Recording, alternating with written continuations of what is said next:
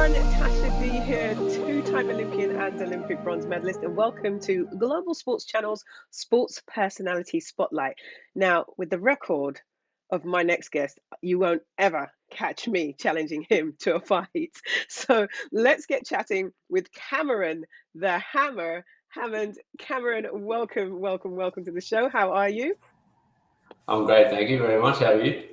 I'm good. So where are you at the moment? I'm just at home. Home in Oh, Australia. I'm losing you. There you go. So you're living in Australia. Nice. Now, that Yeah, nickname, the Hammer, where did you get that nickname from? I did actually come up with it. So Oh, you obviously my did? last name's Hammond. So someone came up with it themselves, and it just kind of stuck. So someone came up Right. with it, everyone liked it, everyone used it, and it just stuck. So Like, I tried to get rid oh, of it because I didn't like it, and everyone kept using it. So right. Well, I mean, it it's just got a stuck. nice ring to it. It's got a nice ring to it. Ah, It's kind of yeah, a little bit intimidating it for your works. opponents. Yeah. So it works nicely. Now, you like you said, you're from Australia. You have two other brothers. You're the middle child, right? Was there a lot of competition growing up in your house? Oh, always. If you're growing up with siblings, whether they're male or female, yeah, you're gonna be fighting. Yeah, there's always fights all the Right, time, right, which could have a lot to do with your success today. right. Yeah, got a lot of practice in there. But you were Yeah, multi-talented. You did track, you did football, like, real football with your feet, soccer, cross country, swimming, rugby. You started that at like around age 9, I read now. How did you yep. realize that boxing was where your true talent lay?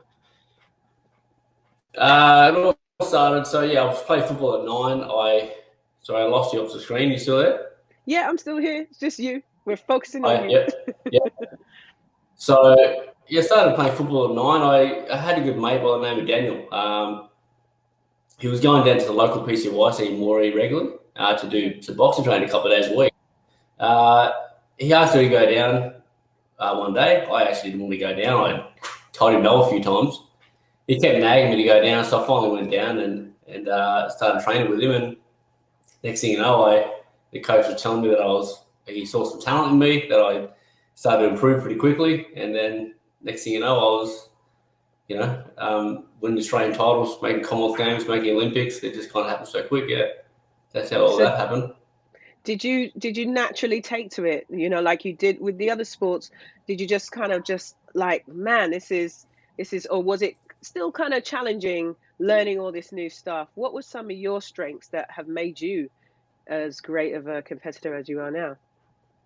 Like the whole thing was very challenging learning. I wasn't Yeah. very, I guess you could say, much of a fighter, you could say. So going to box training was huge for me. Right. Um, I I think I just picked it up a lot quicker than others. Therefore, and the coach told me that. That's why he focused a lot on me and told me that I was, going to represent Australia, going to do this, going to do that. And I just sort of, if you're telling me that when I was 13, I thought, yeah, right, as if that's Right. crazy. I'm not going to do that. No way. And Right. then the next thing you know, it happened. It happened so quickly. Yeah. You have, I noticed in some of your pictures, you have Camilla Roy tattooed on your chest. What does Yep. that represent for you? So yeah, I'm an Aboriginal in New South Wales. That's the name of my tribe where I'm from. It's an Right. Aboriginal tribe from, so that means a lot for me. To come from Moree, such a small town, and make it on the big stage in the London Olympics in 2012 was absolutely humongous. It's somewhere I never thought I'd go ever in my lifetime. Like I said, if you told me that when I was 13, when I had started, which people did, I thought you were crazy. There's no way I'd ever make it that far. Right. When you say that, it makes me think about, one of the quotes I saw, that when you were interviewed, you said that as a young Indigenous man, you felt that there were a lot of people who didn't want you to succeed. For people that don't understand what it's like to be in your shoes and to be trying to do what you do, what does that mean? Knowing that there are people out there who literally don't want you to succeed.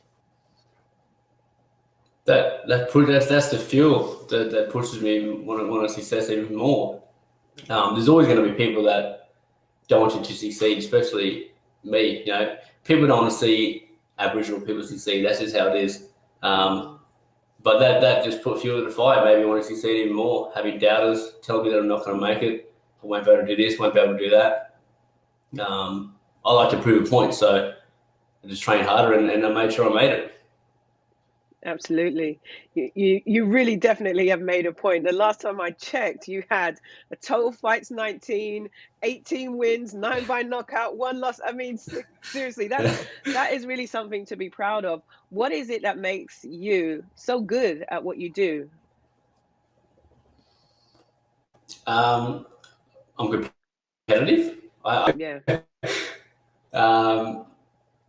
I'll do anything to win. I'll train hard. I hate losing, which is why my record is pretty good, you think. So yeah, that's the difference, I think. Just hate losing. Refusing to lose, I'll do anything to win. And that attitude actually got you a scholarship to from the National Indigenous Talent Development Program that got you into the Australian Institute of Sports. Was that a super proud moment for you to be able to, get a scholarship like that?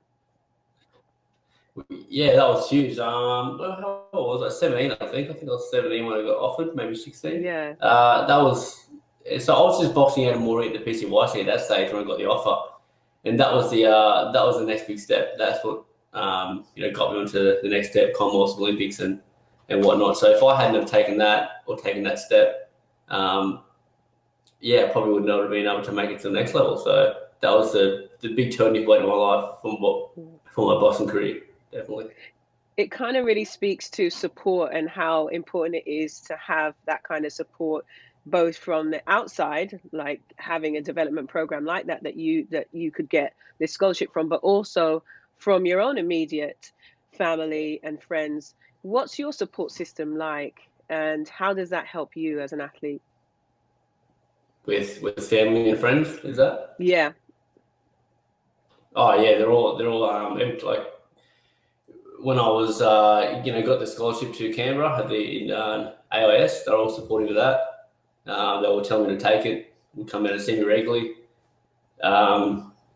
Even when I would fight to my boxing matches, they would come and watch my boxing matches all the time. Family and friends, especially around the Commonwealth and Olympic time, they were all pretty supportive of that too. They've been supportive the whole time since I started, which has been great and has helped me along the way a lot. I mean, without that support, it's hard to keep pushing and want to make it, you could say. So support is huge and it's been great for me, yeah.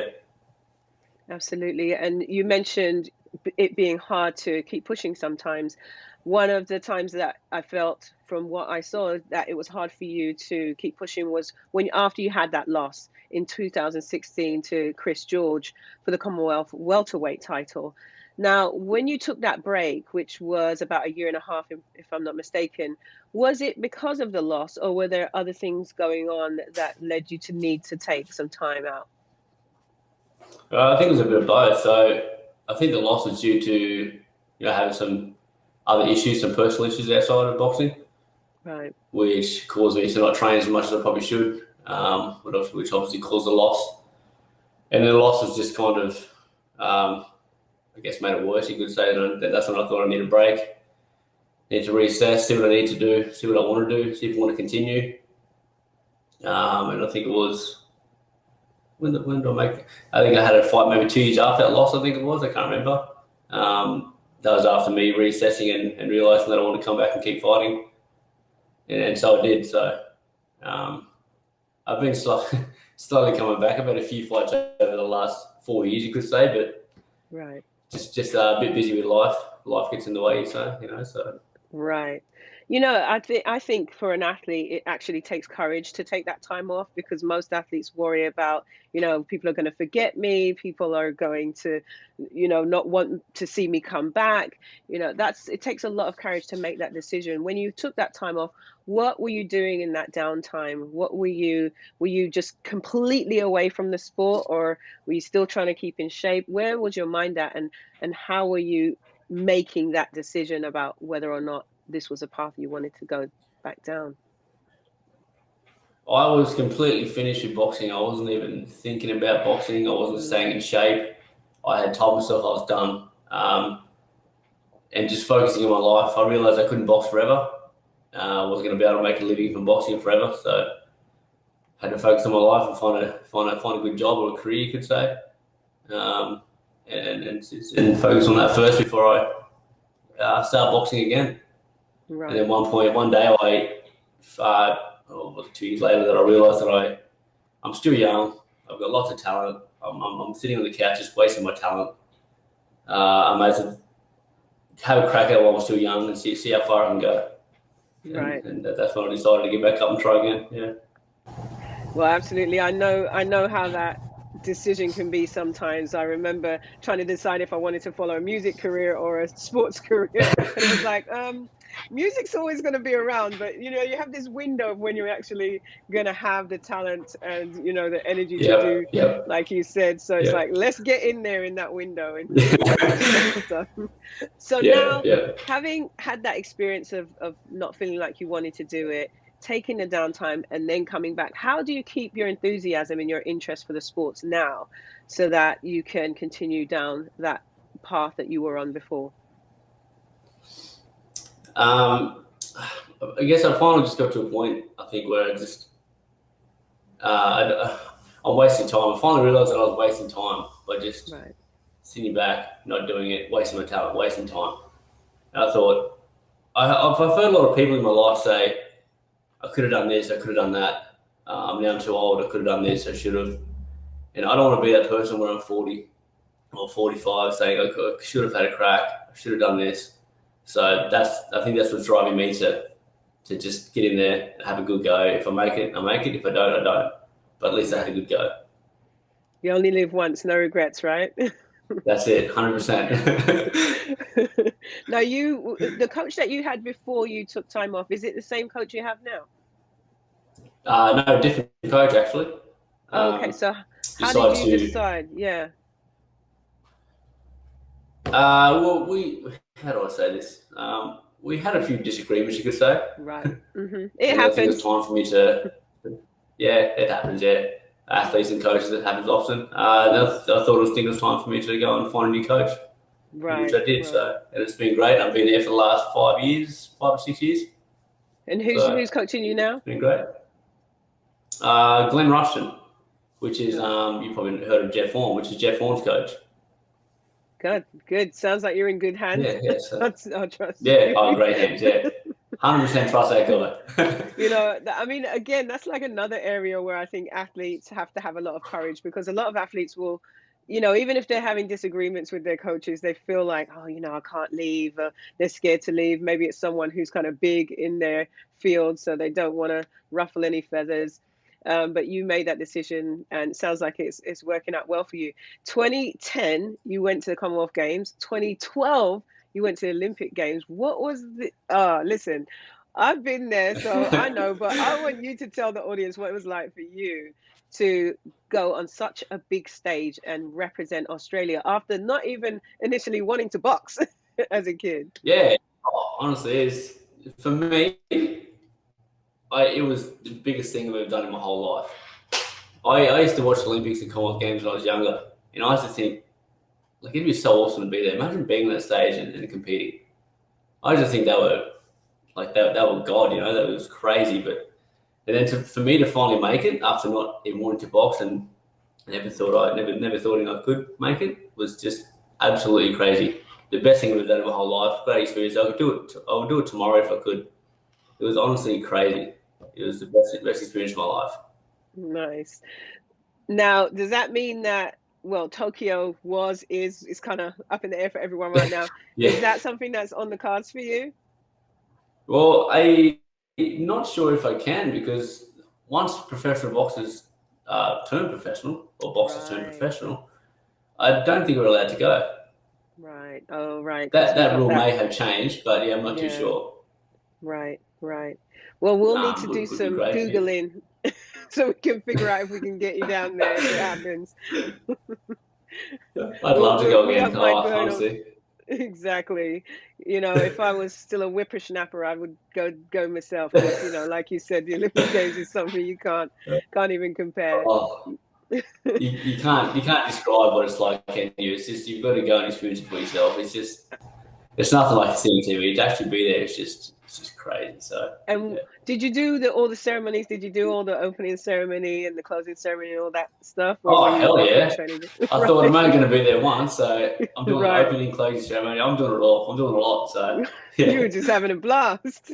Oh, honestly, the best 2 weeks of my life. It's crazy. I love it. I love it. Now you're 31 now. What would you say Yep. is the difference between you as a boxer at 21 and you as a boxer now? In a boxing way, you mean, or just? Yeah. Well, I mean, if it's as a man, as a person, that counts too. I've definitely matured a lot more. Yeah. And I like to think I've got a good boxing brain. You could say, kind of when I was 21, I couldn't. You could say read a fight in a way. You know, Right. you'd watch someone fight and wouldn't be able to tell their strengths and weaknesses due to, I guess, lack of experience. But now, being 31, having tons of fights, being able to read a fight and read styles of fights comes a lot easier for me now. So that's one thing one thing that I know now for sure. Yeah, well, one part I've grown up. I love it. Do you think it's, other than, like you said, the maturity, has it changed you as a person? Has boxing made you a different person, or are you pretty much the same guy, just with more skills? Yeah, you could say same guy, more skilled, but I'm a lot more calm. You could say Right. I had a bit of a temper when I was a kid, but with boxing, it's made me a real calm person. So yeah, same person, but just haven't been able to fight and being a lot calm, being able to control my anger a lot. So It's really yeah, interesting because I'm sure, like, a lot of people think boxers just going around like angry all the time. nah, So, ready for a yeah, fight on any yeah, they moment. all think that. Yeah, So for someone to say, a boxer to say, I'm a calmer guy now, I've been boxing more. It's like, oh, okay, that's possible. So I love that. it's funny because I've actually said that to some people before, and they're just like, "What? What do you mean? Like, Right. you box? How are you not angry when you box?" I'm like, surprisingly, when you box, you're not angry at all. When you're angry, you Right. get that kind of tunnel vision.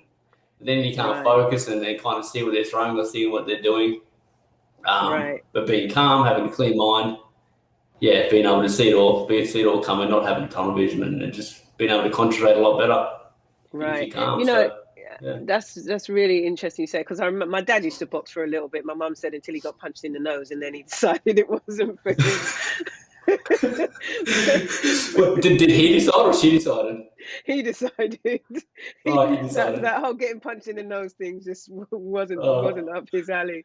But yeah. keeping your composure. I'm always thinking about, keeping your composure, sticking to your game plan, executing your strategy when someone's trying to take your head off.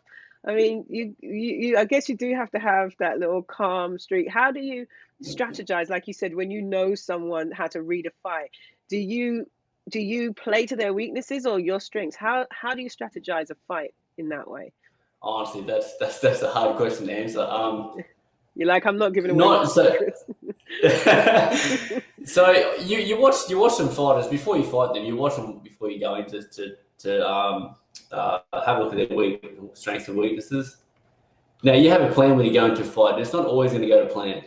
Right. Most of the time you have to readjust. And I have actually had to readjust most of the time. But Right. well, over the time, with the more fights I had, the better I got, more experience. The calmness just came.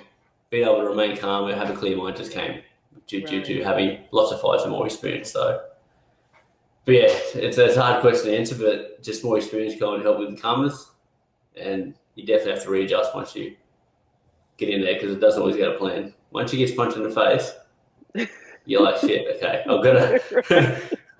That's not how I planned it. So, Right, absolutely. This didn't happen in rehearsals. Right.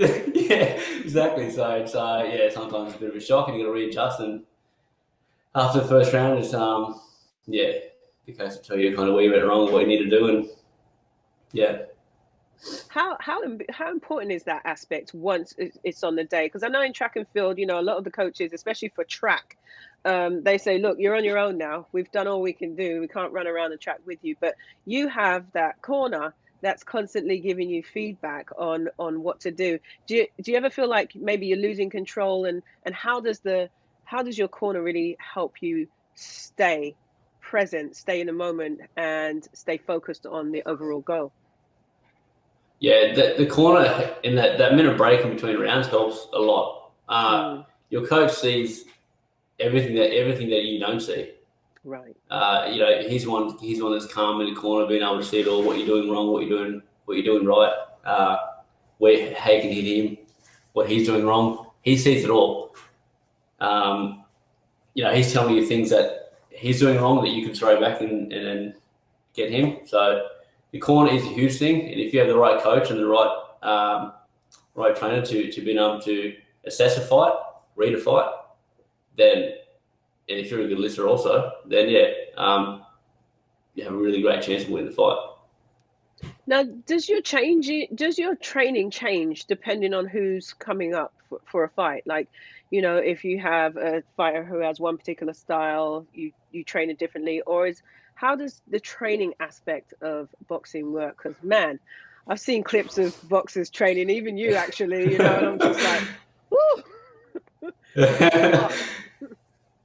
Obviously, the general fitness side of it is the same. You're still trying to get generally fit, but other things like the skills part, the skill side of it. So you've assessed him and you make the weaknesses up, and you will work specifically on his weaknesses. What's he doing wrong? What can I do to come back and do this to get this? It does. Every fight, every training camp changes depending on which fighter, but the general fitness side would stay the same. Once you've assessed strengths and weaknesses, you go back and train whatever beats him, whatever beats him. Yeah. To whoop his behind. Pretty much. Exactly. Now take us through a day of a fight, right? What's your mindset? Like, how are you preparing for the ring? Like, from the moment you wake up to the time that you bump gloves with that opponent, how do you set that up? So I used to sleep. So when I was young, I used to just kind of sleep all the time. I thought the best idea was just to wake up, eat breakfast, go to bed, eat lunch, go to bed. And then I finally realised that it wasn't kind of working in the way. I was always feeling a bit tired or a bit when I got into the ring to fight.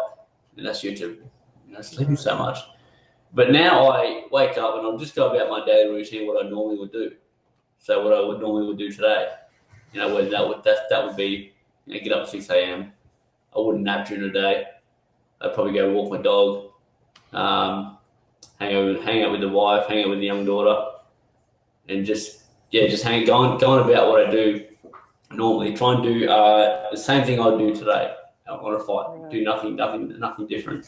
I feel like that's worked better than what I previously done. So right, getting that snooze on all day long just kind of flattened you out. Yeah, in a way. Because when you're young, I thought that would be the best thing. It's just sleep, and that's the best recovery. That's the best rest. And then if you're not sleeping every day like that, then your body's going to be out. Right. You probably know like, as what's going on? Yeah, what's going on? I'm not used to doing this. I mean, your body's just thrown out. So now I just do what I normally do every day. Right. And like I said earlier, so now I feel like that works better. So. Now, when you get to the arena, the ring, like, we've both been to the Olympics. That's like a whole different story. But, when you're going to a regular match, do you get, do the nerves start creeping up, or are you pretty cool, calm and collected? How do you manage once you actually arrive and, you're starting to strap up, get dressed and all that? I do get nervous. I get nervous every fight still to this day. Wow. From when I had my first fight to now, I still get nervous, and I think that's normal. Yeah. I keep telling myself that I've been here before. I know what it feels like. Obviously, keep telling myself I'm going to win. I don't think about losing. I'm going to win, and but yeah, I think it's okay and normal to feel nervous. I usually get worried if I'm not nervous. Right. So, but I'm nervous every fight, which is great. Yeah. So it's. Yeah, but I've been there before. keep telling myself I'm going to win, so that usually helps. You channel those nerves in a good way. I know some people completely lose it, but it seems to be Yeah, working for you to have those nerves. I know myself. Once you get out there and I kind of throw my first punch, it's all the nerves are gone. Right, So right. again, I know that as well. I know that once I go out there and throw the first punch, it's going to be all gone anyway. So that Right. helps. Now, in my world, track, whoever crosses the line first wins, right? You know, and quite frankly, Pretty simple. yeah, pretty straightforward, which is great, you know, which was great for me because I'd probably have to give back a few medals if it was judged, right? For my hurdling technique. Yeah. Right. But Yeah. you know, in your world, if it's not a clear win, if it's not, hey, a knockout, then it's down to the judges. So do you think that it's, you know, it's always fair? What do you think about that? The whole fact that it's kind of somebody That's else's it. observation, you know, when they decide That's a good to win. question. That's a really good question. I think, look, there's a lot of, you know, corrupt judges in boxing because there have been so many decisions that should have went the other way. But Right, look, there's nothing we can do about that. There's always going to be decisions that are going to go the wrong way. right. How do you deal with it? I don't know. You just got to deal with it. That's just it. Or go there and knock them out and make it very clear that you're the winner. But Right. yeah, that's always hard. It's always hard to watch. I haven't had it happen to me, luckily, but I've had it happen to mates.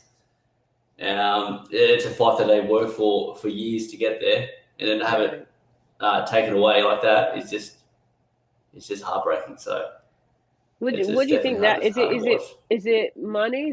Is it politics? What happens that makes judges, do you think, go down that wrong road? Yeah, that's a good question. Money, you could say money. I actually don't know, but I'm guessing money. You know, Right. if you're going to another country to fight a local boy, that's the number one in that country. Look, it's you probably most going to have to knock them out to win, sadly, or make it very very clear that you're winning or won. Right. So yeah, it's very sad, but like I said, I think it's always going to be around. How do you change it? I don't think we can. So Right. Don't leave anything to chance then, right? exactly, that's it. Just go there and make sure you do the job properly. Do the Make job sure it's all the asleep way. on the canvas. Right. Exactly. Now, what would you say is the hardest part about being a boxer? Hardest part. That's food. You could say I love to eat, so food. Right. Making Oh sure my you gosh. eat. Making sure you eat. I can relate to that. You know as well. I'm sure you've had to eat the right stuff in Yeah. your career, right? Right. So Right. yeah, food's one thing for me. Yeah, obviously having to eat the right foods to be able to perform properly. That's one thing I've struggled with and still do to this day. Right. Training, I also struggle with training. Right. Look, to be honest, I don't love training like I used to, but what helps me, what motivates me is I hate to lose. So Right. that motivates me to get to the gym, to get ready, to get fit to win the fight. So yeah, pretty much. But food would be the big thing for sure. Oh And just gosh. time as well, I guess you could say. Yeah. I'm spending so much time away from my family. Like I've just got a 6-month-old daughter now, so I'm spending a lot of time away from her, which is hard. I want to spend as much time as I can off this because she's growing so fast. But yeah, time as well. So it's all hard, but I'm making sure I use the last probably 5 or 6 years I have left to really put it in. And like I said, if I make it, I make it. If I don't, I don't. But at least I gave it a good crack. Right, absolutely. I am right there with you, Cameron, with the food thing, man. I mean, I was a sweet tooth as a kid, and it's like, you know, all your mates, Oh they man. don't do sports, and they're just bringing all these treats and things around, and you just want to eat, but you know, one little thing could throw, especially for you, because you're in weight classes, like every little pound, every little kilo matters, right? Oh yeah, but yeah, of course it does. Yeah, and that's the hardest thing. And you want to make sure you get to the lowest weight division you Yeah, physically can to be the biggest you could say, having the biggest right, chance to be the biggest guy in that weight. So right. yeah, eating food, the right food for us boxers is very important. It'd be the same for you also, wouldn't it? You'd be track and field running. Oh, for sure. Yeah, but absolutely, but not. I mean, probably not to the degree that for you. I mean, you hear stories about Usain Bolt having nuggets and stuff before a race. You could never get away with that in boxing, like you said. He eats nuggets before a race? That's been reported, yes, allegedly. Allegedly. If I ate nuggets before a fight, honestly, like an hour before or even 2 hours, I wouldn't be able to move. Right, exactly. But apparently he has no problem moving with nuggets in his body. So. That guy's just gifted though. He could eat nuggets before a race and still win. He's just right. That guy's just amazing. So I love that. So the hardest part about being a boxer is not trying to dodge punches. It's the nutrition and the training, which is everything. Yeah. I love it. Everything pretty much. It's all hard. So, but it's rewarding, like I said. Yeah. I've been to the top of the level. The Commonwealth Games for a living, so it's been very rewarding.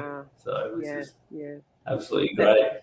Now, how much time, like you said, do you end up? Because people don't always know. They think you're just having this luxurious life, jet setting around the world, eating grapes and bathing in milk.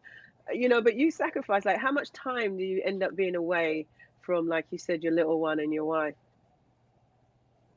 Well, just you've got that 3 hours every day. But if you're counting all those hours up over a year, that works out to be so many hours you've lost. I know it doesn't sound like much. Yeah, like I said, if you add it all up, it works out to be a lot.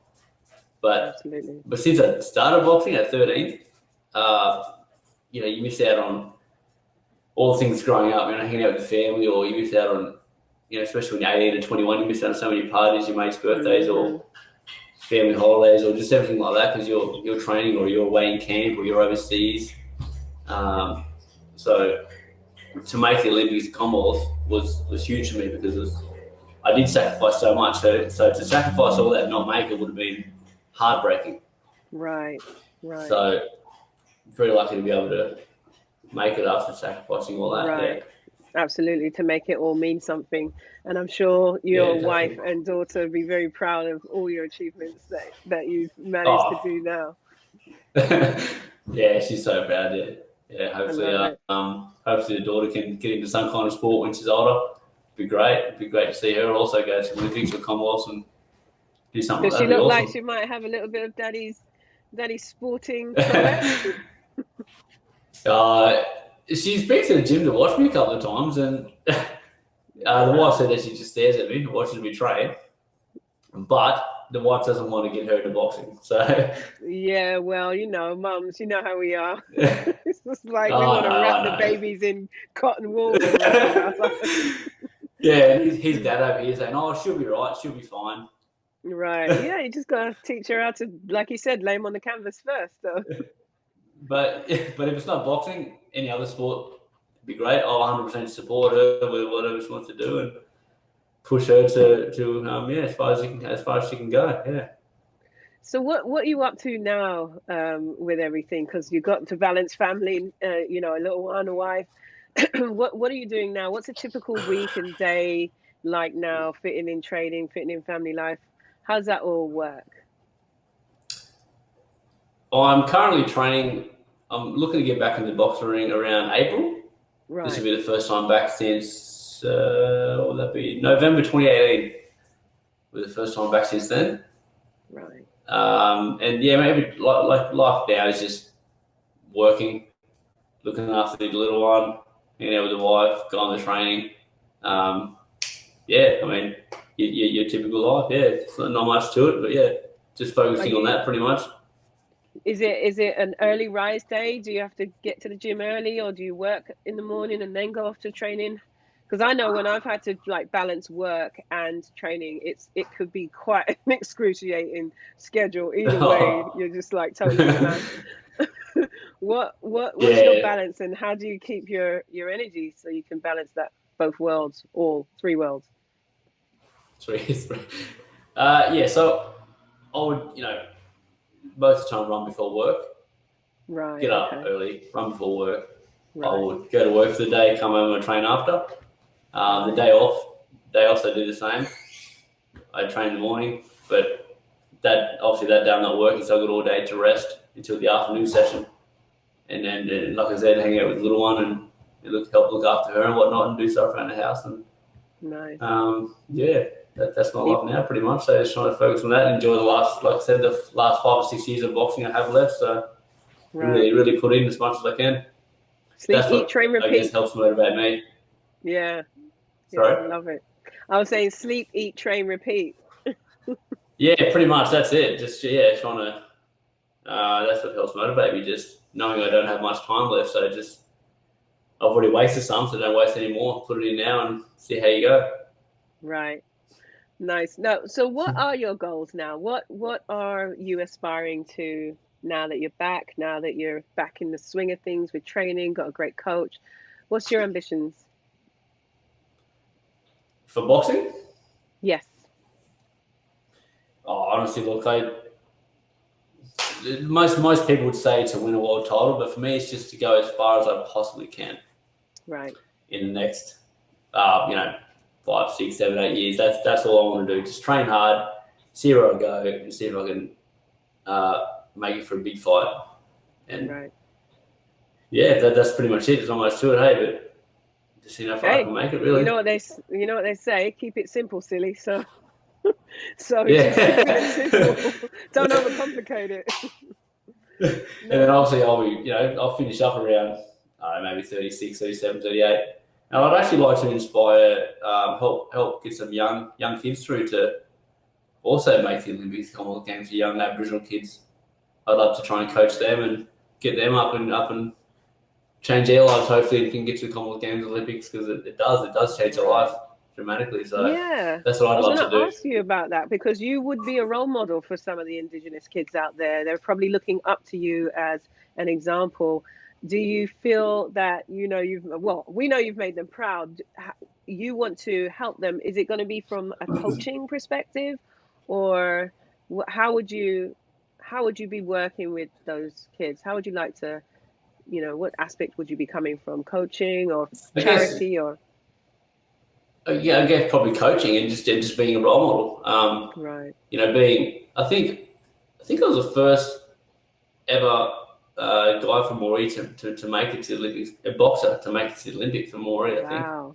So again, that's huge. So it does put hope, gives the other kids hope. Like, hey, this guy, young Aboriginal kid, he's gone over Moree, he's made it to the Olympics. Why can't we? Hopefully they have that mindset and have that thought process.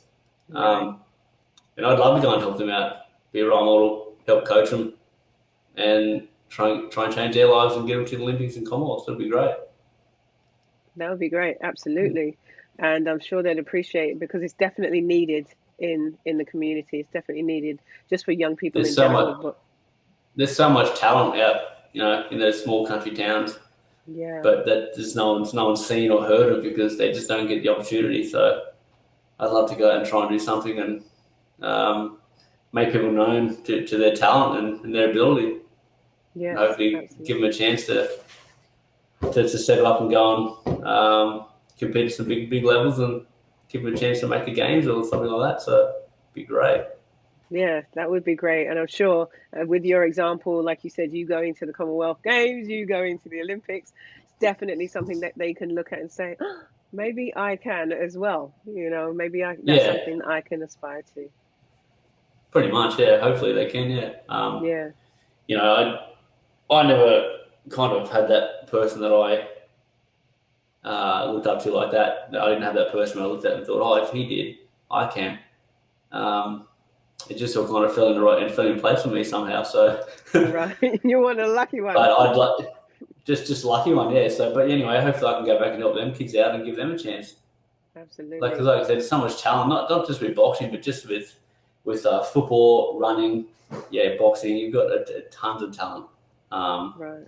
And I think we can get a fair few young kids from out that way to make it to a big stage. But like I said, just trying to get them the opportunity is the hardest part. So that'll be amazing. Trying to get them out of home. That's that's the hardest part. They all miss home. That's the only place they know. Right. So yeah. So what would you say is great about boxing, and what would you say needs to change about boxing? needs to change. I don't think probably anything needs to change about boxing really. But what's great about boxing? You are fit. You are fit most of the time, all the time, you could say, Yeah. which is good. Right. That's a bonus. You are fit. You are feeling great. You always fit and healthy, which is awesome. You do get to travel the world, which is also great. Yep. And I guess punch people in the face. That's also good. You get to And legally. legally punch someone in the face and not get in trouble for it. So That's amazing. I'm in the wrong business. Yeah. So honestly, yeah, it's great. So, but yeah, honestly, probably just the traveling side of it was great for me. I obviously travelled a fair. Lucky enough, yeah, with boxing, I didn't have to pay for anything. It was all paid for and stuff. So that was very very lucky with that. And honestly, I hate like dieting sometimes, but eating healthy is great. It does make you feel you're always fit and whatnot. Yeah. So I know if I wasn't boxing, I'd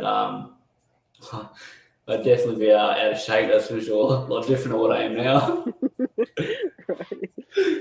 With all the stuff I eat. So.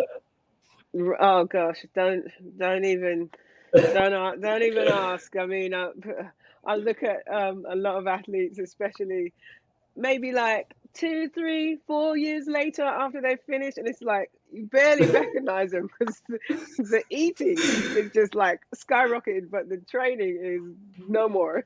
So hang I in think there. because they've been training for so long and been dieting for so long and sacrificing everything that they finally get to a stage where they're just not doing that sport anymore. It's kind of just completely gone. Yeah. And then so they just enjoy life and enjoy eating whatever non-healthy food. Right. Enjoy eating whatever. I've been there. I think I ate McDonald's for a full year. Breakfast, lunch, and dinner after I retired. Yeah, but I had to stop that quickly. For a full year. Yeah, full year. Well, I mean, I may exaggerate a little bit, but it was close. Yeah, and I got very fucked. Mac is good occasionally, isn't it? It's especially after a fight camp or after a training camp, and you finish your fight. Nothing like a good meal at McDonald's. Yep. We'll join Usain Bolt and we get some nuggets or something. Ugh, that guy. Yeah. So now, in terms of life in general, in terms of your career, if I was to catch back up with you in 10 years' time, what would you want to be able to tell me has happened in your life? I was hoping to tell you how old would be 41. I was hoping to tell you I'd be retired, obviously. Yeah. I'm hoping to tell you I have won a world title. That would be obviously the main goal to do. Or make it on a big stage or fight for a big title overseas against some champion, whether it's in the UK or America or somewhere. That's what I would be hoping to tell you. Nice. So I'm now retired. I've made a bit of money behind me, so that'll be great. I'm hoping that's what I'll be able to tell you. Awesome. Well, we'll be rooting for you, so don't worry about that. Now, just to wrap up, right? I always play a little game with my guests. It's called This or That, and you just pick one thing or the other. So I'm going to say a couple of things, and you just choose one or the other. You game? Okay, let's do it. Yeah. All right. So, life in the ring or life out of the ring? Oh, tough one, right? That's a tough one. That's mean. I thought that was going to be easy, but all right. I'll let you skip honestly, that one because I don't want your wife. I've got an answer. I'm going to say life outside. Life out the ring. Love it. Yeah. Jab or uppercut? Jab. iPhone or Android? iPhone, 100%. I've never had an Android in my life. I never will. You're like, I don't want to. They make those? I can't be bothered learning how to use it. It's just difficult to use. So. And last one, Olympic gold or title belt? Title belt, 100% title belt. Love it. And I'm hoping to have one of those in 10 years' time or within 10 years. Right. We're rooting for you. We're rooting for you. Now I'm going to go Oprah Winfrey on you here. Okay. Last question. What do you want the world to know? Well, to know that I'm. That's a really good question. That I'm back in boxing. I'm looking to make a statement. I'm a lot better than what people think. I'm out there to prove a point, prove everyone wrong. That's what I'm Well, there I love it. We hear you loud and clear, Cameron. Message to received. do. Well, thank you so much for being on this show. We love that you took the time away from family, from training, to just come and chat with us. And we are definitely looking forward to see how you get on with your career. We'll be looking out for you and supporting you. If other people want to catch up with you, support you, find out when your matches are, how can they find you? That's a good question. No, I'm not going to tell them where I live. No, social I'm media is kidding. perfectly fine. Yeah, I'm kidding. I'm only kidding. Yeah, no. Yeah, social media. I'm on social media. Obviously, Facebook, Instagram, and whatnot. So you can always catch me on there. Always there. On there, having a look and posting some training stuff up and some boxing stuff. So you definitely And is find me it on there for sure. your name? Is it your name, your handle, if they're looking for you? Yeah, just my full name. Yeah, on both Full name. on Facebook Okay, and Instagram. So yeah. perfect. All right. Well, we'll be catching up with you and checking out how you're getting on. So again, thank you so much for stopping by. No Bye. worries. Thank you for your time as well. Bye. No problem. Bye bye. Oh, what a nice chap. He, you know, just when he's talking about the indigenous aspect of his career, being an indigenous kid and not having the support and people wanting him, not wanting him to succeed. There's just thinking about knowing that people just because of who you are, where you were born, who your parents are, what your cultural heritage is, do not want you to succeed. That's a lot for someone. But the good thing with him is that he thrived. He saw that as a reason to fuel his career. And even though in the beginning he didn't want anything to do with boxing, he's done really well for himself. So we're wishing him all the best in his journey in his sports from here on out and with his family. So we might see his little daughter up to something in a few years' time. So we better watch this space. Anyway, I hope you enjoyed that as much as I did. Don't forget to like, to share, to follow. And if you're on YouTube, don't forget to press that little bell so you get an alert to let you know when something new has been posted. And of course, www.globalsportschannel.com is the place to find out much, much more. We have so much going on. Don't forget to comment on this episode. What did he say that stood out to you? What can you take away from this that inspired you? We love to communicate. So there you go. Anyway, that's all from me for now. So, ciao, ciao.